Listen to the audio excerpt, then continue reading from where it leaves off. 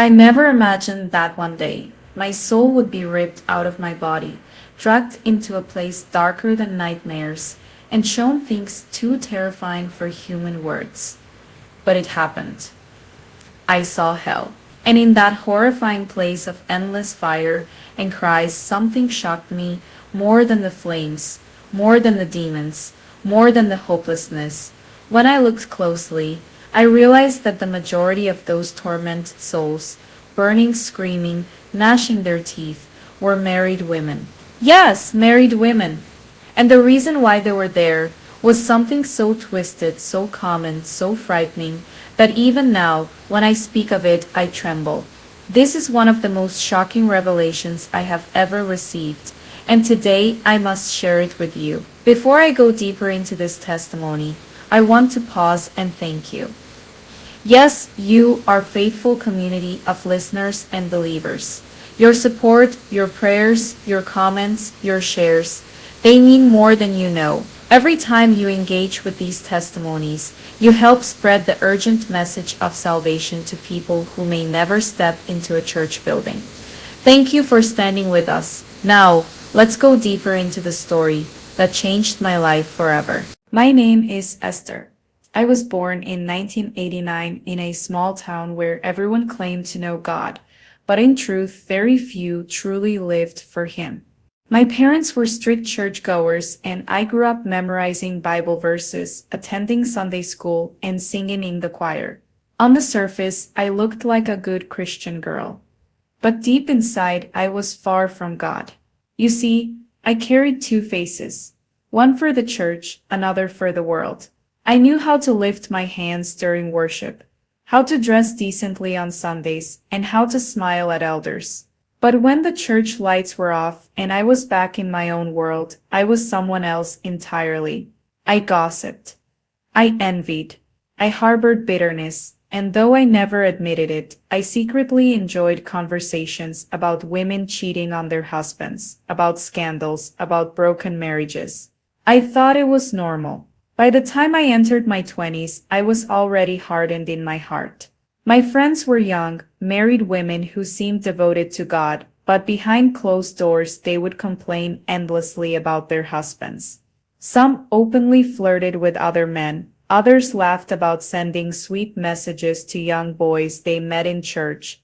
I thought it was funny at the time. I didn't see anything wrong with it.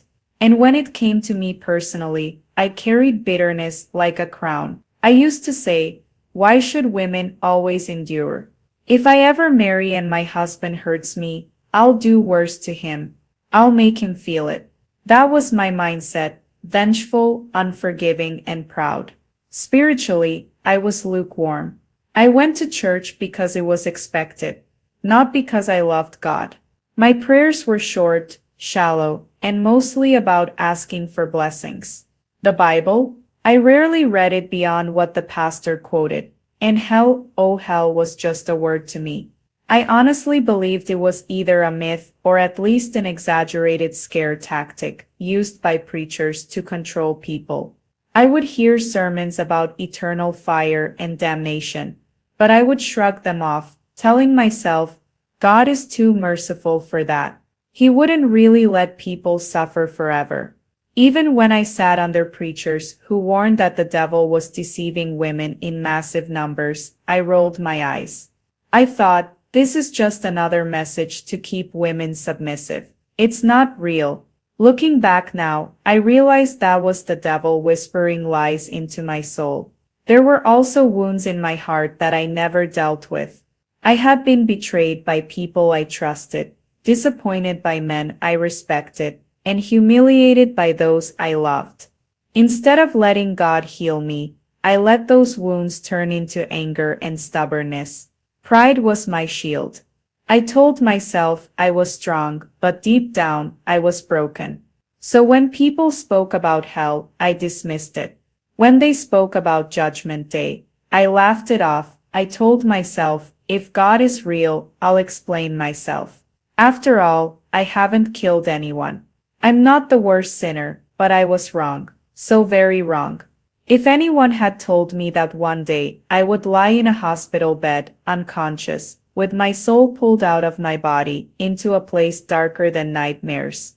If anyone had told me that I would hear with my own ears the endless cries of millions of lost souls, I would have laughed in their face.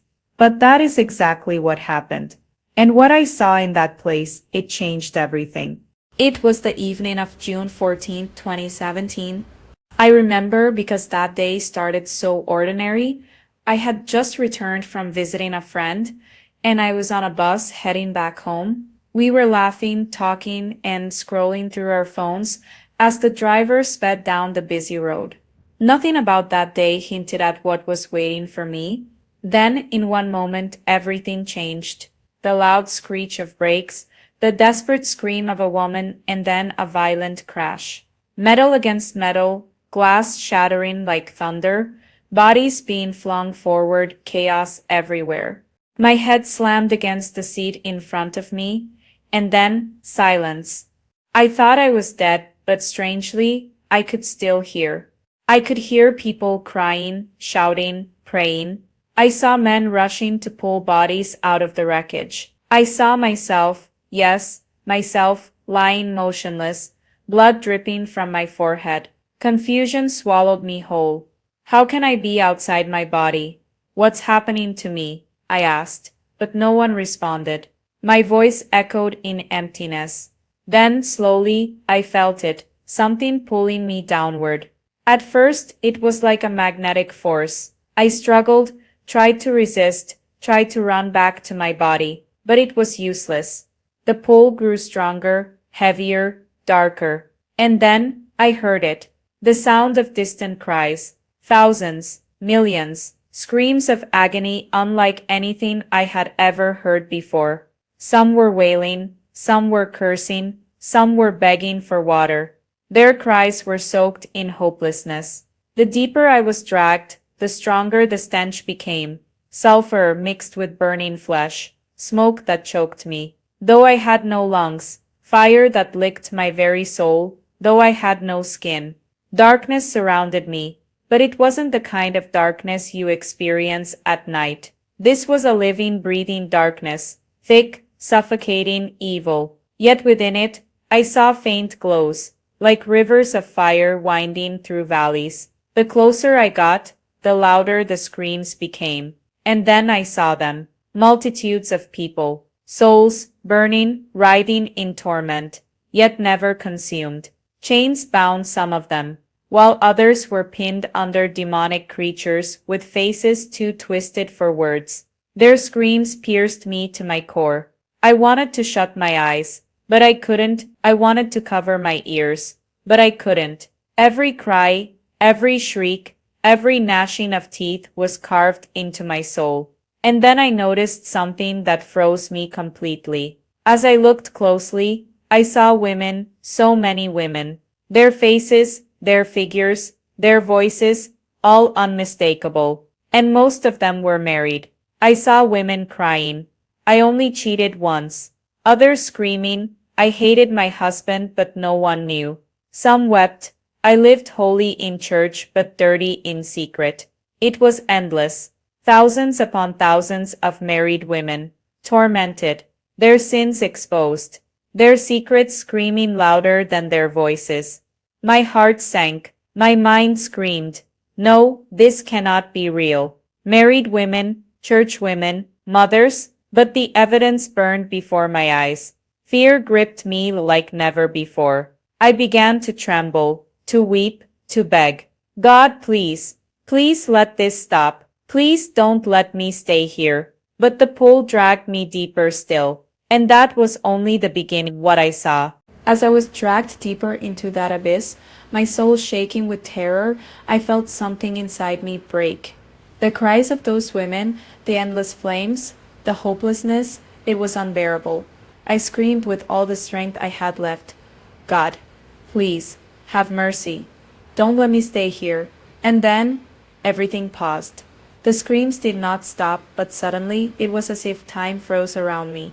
The claws that dragged me lost their grip. The thick darkness trembled, and then, piercing through the pitch black, a blinding light appeared. It was not like earthly light. This light carried warmth, purity, and authority. Every demon shrank back. The fire hissed. Even the souls burning seemed to quiet for a moment, as though creation itself recognized who had come. A voice thundered, not with anger, but with sorrow. A sorrow so deep it shook me more than the fire ever could. Esther, the voice said, calling my name with such clarity, you are not ready. I wept. Lord, please, don't leave me here. Please. Then the voice said, look carefully and understand why you were shown this. Suddenly the light illuminated the countless married women I had seen earlier. Their tears, their regrets, their torments became clearer. And then the voice spoke again. 80% of the women here were wives. Many had outward holiness, but inward corruption. They mocked their husbands in secret. They abandoned their covenant. They polluted their homes with adultery, bitterness, gossip, and pride.